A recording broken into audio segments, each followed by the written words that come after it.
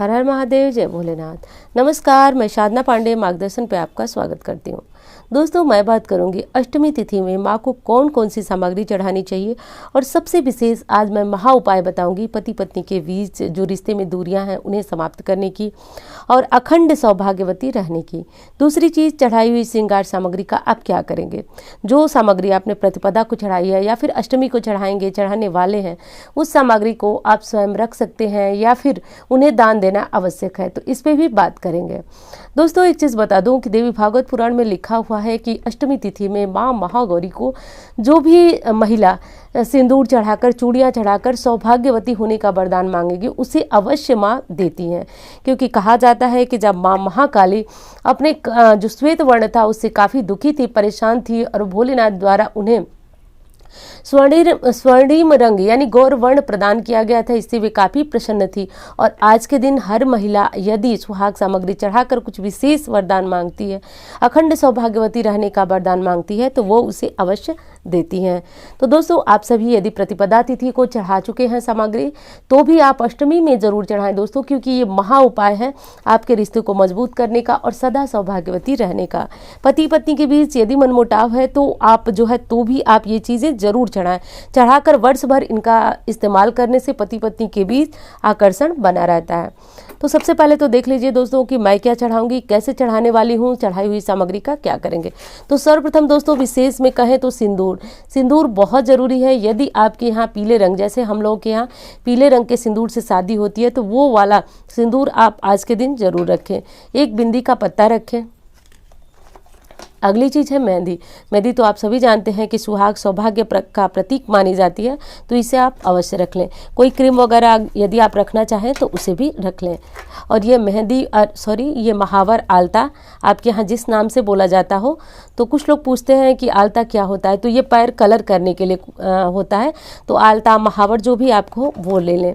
उसके बाद दोस्तों, ये चूड़ियाँ आप अवश्य रख लें। चूड़ियाँ रखने से आपके जो रिश्ते होते हैं वो मजबूत होते। देखिए, वास्तुशास्त्र में भी कहा गया है कि घर में यदि स्त्री चूड़ियाँ पहन करके चलती है तो चूड़ियों के खनक से बहुत सारे वास्तु दोष दूर होते हैं। और सोने पे सुहागा तब हो जाता है जब आप इन चूड़ियों को अच्छी तरह से माँ को चढ़ा करके उन्हें समर्पित करके, और यदि आप इन चूड़ियों को पहनती हैं तो ये चूड़ियाँ काफ़ी आपके लिए सुख सौभाग्य की दायक होती हैं। लेकिन एक चीज़ का ध्यान रखिएगा, बाजार में बहुत सारी ऐसी चूड़ियाँ आती हैं जिनमें प्लास्टिक होता है, यानी पूरी चूड़ियाँ जो होती हैं वो प्लास्टिक की होती हैं। तो ऐसी चूड़ियाँ कभी भी चढ़ाने या फिर दान देने के प्रयोग में मत लाइएगा, क्योंकि चूड़ियाँ चढ़ाना या फिर दान करना, ये सारी चीज़ें जो है वो शीशे की चूड़ियों का ही महत्व बताया गया है।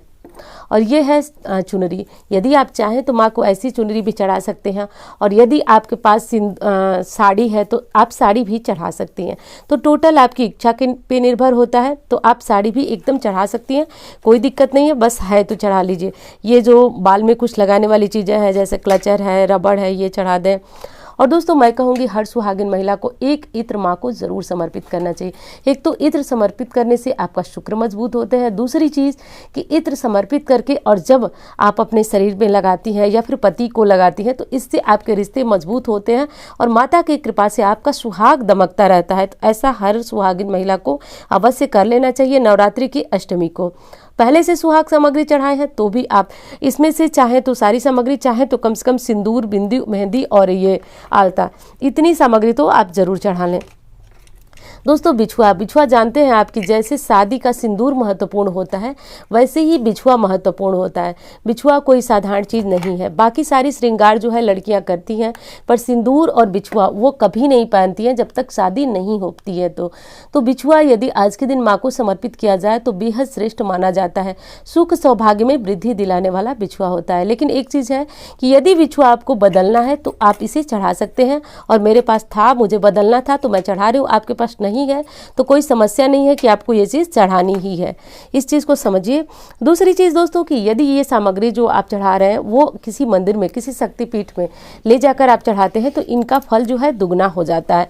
और यदि आप घर के मंदिर में चढ़ाते हैं तो भी कोई समस्या नहीं है। लेकिन आप जानते हैं कि मंदिर में हमारे भगवान जो होते हैं वो होते हैं, लेकिन उस प्रकार जहाँ पे शक्तिपीठ होता है वहाँ की बात ही अलग होती है। नहीं चढ़ा पाते हैं तो 1% का जो है वह शक संदेह न कीजिएगा, आप घर के मंदिर में ये सामग्री चढ़ाइए, अष्टमी तिथि को चढ़ाइए और जैसे कलश विसर्जन हो जाता है इन सामग्री को उठा लीजिए।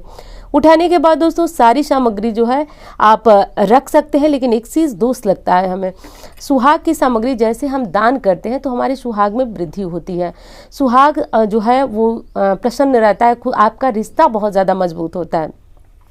तो इसलिए जो भी बड़े त्यौहार होते हैं जैसे हरितालिका तीज हो गई और क्या बोलते हैं वट सावित्री हो गया, दूसरी चीज़ की जैसे करवा चौथ, इन सारी चीज़ों में सुहाग सामग्री का दान बताया जाता है।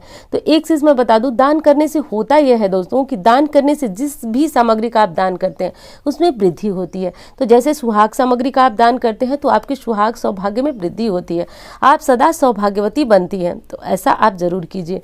अब ये दान आप ब्राह्मण को भी कर सकते हैं, आप अपनी ननद को भी दे सकते हैं, आप अपने उम्र से किसी बड़ी महिला को देकर प्रणाम कर आप उनसे आशीर्वाद ले सकती हैं। सुहागिन महिला को ही ये सामग्री दान कर सकती हैं, लेकिन सारी सामग्री दान करना ये कोई विकल्प नहीं है।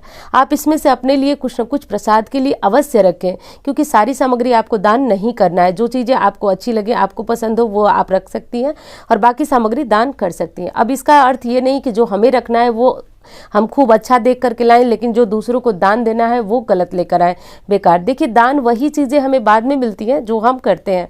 तो दान के लिए कोशिश यही रहनी चाहिए कि वो चीज़ें जो हम दान देने वाले हैं वो भी अच्छी होनी चाहिए, क्योंकि आपने सर्वप्रथम तो माँ को समर्पित किया। तो इस भाव से आप लाइए कि जो चीज़ें आप ला रहे हैं उन्हें क्या करना है, कैसे करना है, और माँ को समर्पित करने के लिए जो हमारी श्रद्धा हो, जो हमारी स्थिति हो, उसके अनुसार अच्छा ही लाएं। तो दोस्तों, वीडियो कैसी लगी ये बताइएगा ज़रूर। उम्मीद करती हूँ जानकारी आपको बहुत पसंद आएगी। मिलती हूँ इसी तरह की वीडियो के साथ। धन्यवाद।